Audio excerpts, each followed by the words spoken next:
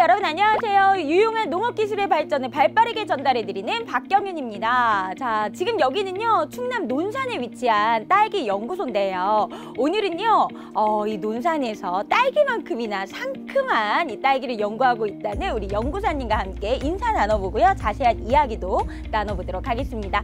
자, 연구사님 안녕하세요. 네, 안녕하세요. 저는 충남 농업기술원에서 딸기를 연구하는 한다솜입니다. 네, 반갑습니다. 연구사님, 오늘 제가 이 딸기 연구소에 온다고 해가지고 상큼한 딸기, 제가 과일 중에 제일 좋아하는 게 딸기거든요. 그래서 딸기를 진짜 많이 먹을 수 있겠구나 이런 기대를 가지고 왔는데, 이 하우스 안에 딱 들어와 보니까 딸기는커녕 이파리밖에 안 보여요. 이게 어떻게 된 일인가요? 네, 안타깝게도 봄 딸기 출하는 모두 끝났고요. 네. 한창 왕성하게 자라고 있는 뒤에 딸기 묘에서 올 겨울부터 내년 봄까지 만날 맛있는 딸기들이 열릴 겁니다. 사실 이 딸기는 겨울 제철 과일이기 때문에 지금부터 열심히 맛있게 잘 연구를 해야지만 겨울에 제가 좋아하는 딸기를 먹어볼 수가 있겠군요. 네, 농가에서는 잎 한 장이 딸기 하나다라고들 말씀하시는데요. 네, 이거는 이제 정식 단계에서부터 얼마나 관리를 잘 하느냐가 한 해 농사를 결정한다는 얘기거든요. 그래서 오늘은 딸기 정식과 정식 후 포장 관리에 대해서 소개해 드리려고 합니다. 네, 벌써부터 어떤 정보를 오늘 한아름 얻게 될지 궁금해지는데요. 자, 그러면 연구사님께서 오늘 맛있는 딸기를 얻기 위해서 저희에게 가장 먼저 해야 할 정보 알려주실 것 같아요. 어떤 거부터 좀 알려주실 거예요? 네, 첫 번째로는 네. 병해충 예방을 위해서 재배 포장을 깨끗하게 소독하는 일입니다. 소독하는 일. 일단은 제가 그냥 이제 짧은 지식으로는 이 딸기 같은 경우에는 이제 흙에서 자라는 이제 토경 재배, 그리고 지금 저희 뒤로 보이는 이렇게 수경 재배 두 가지로 나뉘는 걸로 알고 있는데 맞죠? 네, 맞습니다. 그래서 재배 포장 방법에 따라서 소독 방법이 다른데요. 네, 토경 재배의 경우에는 7, 8월 중에 재배 포장의 토양에 수분을 30% 정도 공급해준 다음에 투명 비닐로 토양을 덮어서 하우스를 20일 이상 밀폐하는 태양열 소독을 해줍니다. 이때 토심 20cm 정도까지 최소 10분 이상 65도씨 이상 될 수 있게 소독해주면 토양 병해충과 잡초 발생을 막고 토양 물리성도 개선할 수 있습니다.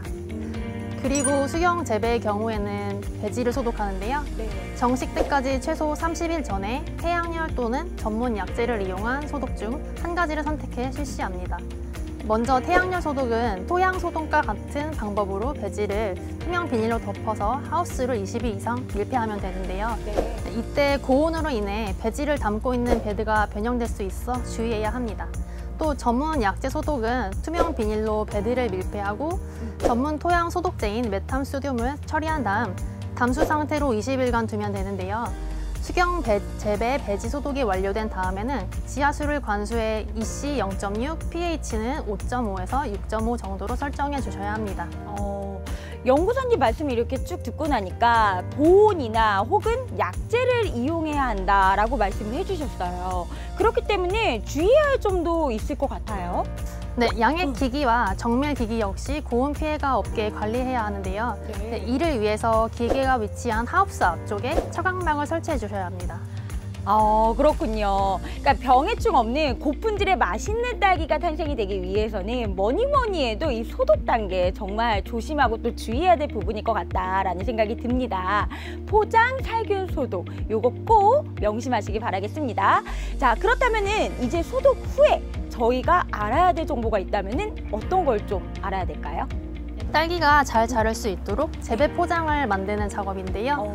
네, 토경 재배의 경우에는 일반적으로 10아르당 완숙 대비 3톤, 석회 고토 100kg과 딸기 전용 복합 비료 3포를 시용합니다. 네, 하지만 비료 시용 전에는 염류 직접 예방을 위해 반드시 토양 검정을 받고 필요한 양분만 공급해야 한다는 점 꼭 기억하셔야 하고요. 이후 포장은 토양 수분 함량이 20에서 30%인 상태에서 경운에 단동하우스의 경우 작업성을 고려해 110에서 120cm의 폭으로 진동 배토기 등을 이용해 40에서 50cm의 높은 이랑을 만들어 뿌리의 발달과 배수성이 좋게 합니다. 그리고 수경 재배는 배지의 종류와 밀도, 보수성을 고려해 적정 양액을 선택해야 하는데요. 새 배지는 정식 2, 3주 전에 지하수를 공급해 배지를 충분히 적신 다음 정식 전에 양액의 이씨를 0.6, pH는 5.5에서 6.5 정도로 설정해 줍니다. 그렇군요. 이렇게 깔끔한 포장 단계가 정말 하루아침에 그냥 싹 이루어진 게 아니다라는 생각이 들었어요. 그리고 방금 우리 연구사님께서 토경재배, 수경재배 이렇게 단락을 나누어서 말씀까지 해주셨습니다.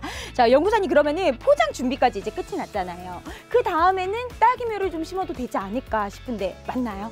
네, 하지만 심기 전에 한 가지 확인해야 할 게 있는데요. 어떤 거죠? 네, 정식, 즉 아주 심기에 쓸 자묘는 60에서 70일 정도 자라 잎이 4, 5매 정도 펼쳐지고 원줄기의 굵기가 1cm 전후가 되는 무병묘를 선택하는 것이 좋습니다. 네, 그러니까 잎이 4, 5매 그리고 굵기가 1cm인 이 무병묘를 선택을 해야 한다. 요거는 꼭 명심하고 좀 잘 메모를 해둬야 될 것 같다라는 생각이 드는데 이제 심어도 될 것 같아요. 언제 어떻게 심어야 하는지 연구사님 좀 알려주세요. 아주 심기는 네. 꽂는 분화 직후를 기준으로 실시하는데요. 네, 일반적으로 포트묘는 9월 상중순인 10일에서 15일경에 하고 노지묘는 9월 하순인 20일경에 하며 묘의 연령과 질소 수준을 고려해 결정합니다. 네. 그리고 아주 심기 할 때는 줄 간격 25cm, 포기 간격 18cm 정도로 2줄 심기를 하는데요. 심는 깊이는 관부가 반쯤 묻힐 정도로 심어야 활착이 잘 되고 후기 생육에 지장이 없습니다. 또 묘를 심을 때는 모주에서 발생한 런너가 이랑 안쪽으로 들어가게 하고 자묘가 고랑 방향을 향하도록 30에서 40도 정도 기울여 심어 화방이 고랑을 향하게 하고요. 고온기에 작업할 때는 차광을 30% 정도 해줘야 고온 피해도 방지할 수 있습니다. 네, 그렇군요. 근데 연구사님 말씀을 이렇게 쭉 듣다 보니까 사실 아주 심기 같은 경우에는 9월 중순 정도 그러다 보니까는 굉장히 더울 때잖아요. 그리고 점점 더 더워진다라는 말이 있는데 하우스와는 진짜 더워서 관리하기가 쉽지 않지 않을까라는 생각이 들어요. 관리하는 방법도 있을 것 같은데 좀 어떻게 관리하면 될까요? 네, 모든 작물이 마찬가지겠지만 딸기 역시 아주 심기 후 뿌리 활착이 가장 중요한데요. 네, 이를 위해서 수분을 주기적으로 공급해서 관부를 촉촉하게 유지해주면 새로운 뿌리와 잔뿌리 생성을 촉진시킬 수 있습니다. 또 화합 분화와 뿌리 활착을 촉진하기 위해서 10일 정도 차광해서 시설 안에 온도를 내려주는 것도 좋습니다. 이후 활착이 이루어지면 관수 횟수를 줄여서 뿌리가 깊게 뻗을 수 있게 하고요. 네. 새로운 잎이 3매 이상 전개될 때까지 저겹, 즉 잎따기를 하지 말아야 합니다. 또 멀칭은 출래 직전에 잎따기를 한 다음에 실시하는데요. 멀칭 작업 3일 전에 단수를 하고 새로운 잎이 부러지지 않도록 조심히 작업해야 합니다. 그리고 멀칭 후 토양 온도는 높지 않게 관리하고 고온으로 인한 탄저병과 시드름병은 예방적 방제를 하고 응애 등과 같은 해충은 발생 시 바로 방제해줘야 합니다. 이후 보온 개시기까지 잎을 5매에서 6매 정도 유지해 이화방 분화를 촉진해줍니다. 9월 한창 더울 때 이제 딸기를 어떻게 관리해야 되는지 저희가 알아봤습니다. 근데 사실 딸기라는 거는 이제 겨울이 한창 지나서 늦봄까지도 수확을 하게 되잖아요. 3, 4월까지도 수확을 하게 되는데 겨울을 잘 이겨내려는 이 보온도 필요할 것 같은데 어떤 방식으로 저희가 좀 관리하면 될까요? 네, 10월 중순경에 기온이 떨어지기 시작하면 딸기가 휴면에 돌입하기 때문에 비닐 피복과 가온을 해줘야 하는데요. 네, 시설 보온은 아주 심기 30일 후에 양한 온도가 10도C로 내려가는 시기에 하는데요. 중부지방은 10월 중순, 남부지방은 10월 하순경입니다. 네. 하지만 이때 지나치게 온도가 높으면 묘가 우짤할 수 있어서 낮 온도가 30도C를 넘지 않게 관리해주고요. 네. 생육 단계에 따라서 주야간 적정 온도가 달라 화면에 표를 참고해 관리해주셔야 합니다. 그렇습니다. 자, 물과 영양 풍부하죠. 적당한 온도, 햇빛이 있죠. 그러다 보니까는 딸기가 아주 쑥쑥 무럭무럭 아주 열매도 정말 탱글탱글하게 잘 자랄 수 있지 않을까라는 생각이 듭니다. 그런데 이렇게 잘 자란다고 하더라도 특별하게 관리는 또 잘 해줘야 되지 않을까 싶은데요. 특별한 관리 방법이 있을까요? 네, 보온 개시와 함께 초세 관리가 이루어져야 하는데요. 네. 초세 관리는 초기에 발생한 곁눈을 모두 제거하고 일화방 수확 후에 한 개를 부착해둡니다. 또 엽수를 5매에서 6매를 기준으로 잎을 제거해주고요. 네, 추비는 일화방 출래 후에 16, 8, 24 비료를 하우스 한 동당 600에서 800g을 2주 간격으로 관주해 초세를 유지할 수 있게 해줘야 합니다. 이후 개화기까지 충분히 관수하고 습도는 70에서 90% 정도로 유지해주는 것이 좋습니다. 네, 그러면은 이제 예쁜 딸기꽃이 폈습니다. 연구사님, 그러면은 꽃이 핀 이후에 그 관리 방법은 다른 방식으로 좀 이루어져야 되나요? 네, 1화방의 경우에 첫 번째 꽃이 10% 정도 개화를 하면 네. 딸기 포기 높이로 화분 매개별을 주입해줘야 하는데요. 벌통은 하우스 입구에서 20m 지점에 측창 주변을 피해 토경 재배는 지면 위에, 고설 재배는 햇빛이 잘 되는 곳의 지면에 띄워서 설치합니다. 벌통 투입 시기는 활동성이 높은 D형벌의 경우 고온기인 10월부터 이용할 수 있지만 꿀벌의 경우에는 하우스 안에 온도가 높을 때 활동량이 저조해집니다. 따라서 개화기 온도에 따라 매교용 벌의 종류를 선택하는 지혜가 필요합니다. 또 병해충 방제 시에는 네. 반드시 벌통을 하우스 밖으로 옮겨둬야 합니다. 그렇군요. 정말 몰랐던 정보들을 지금 많이 알게 되는 것 같습니다. 자, 그렇다면 꽃이 피기 전과 후에 병해충 발생 종류나 빈도도 좀 달라지지 않을까 싶은데 맞나요? 네. 개화 전에는 응애 진딧물 같은 해충이나 흰가루병 발생이 잦고요. 네. 2화방 개화기 전후에는 꽃 곰팡이 병이나 잿빛 곰팡이 병이 발생이 잦아서 예방 위주로 방제를 해야 합니다. 방제할 때는 적용 약제를 사용해 오후 3시 이후에 작업하는 것을 추천합니다. 정말 저희가 몰랐던 이 딸기에 대한 알찬 정보들을 우리 연구사님께서 쏙쏙 골라서 잘 설명을 해주셨던 것 같은데, 그렇다면 지금 소개해 주신 것 외에 혹시 놓친 부분이 있다면 좀 말씀해 주세요. 네, 마지막으로 과실의 품질 향상과 2화방의 연속 출래를 위해 1화방의 7번째 꽃 이후에 발생하는 꽃은 제거를 해주시고요. 주간에는 습도를 40% 정도 유지해 꽃밥 터짐과 꽃가루 발화를 촉진시켜주는 것이 좋습니다. 네.